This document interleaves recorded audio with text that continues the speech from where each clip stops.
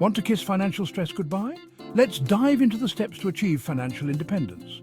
First, set clear financial goals. Think short-term, like an emergency fund or paying off debt, and long-term, like retirement or buying a home. Next, create a budget. Track your income and expenses to see where your money is going. Use tools or apps to help you stick to your plan. Build an emergency fund with 3-6 months worth of living expenses. Keep it accessible and use it only for real emergencies. Tackle debt by focusing on high-interest debt first. Try the debt snowball or avalanche method to stay motivated.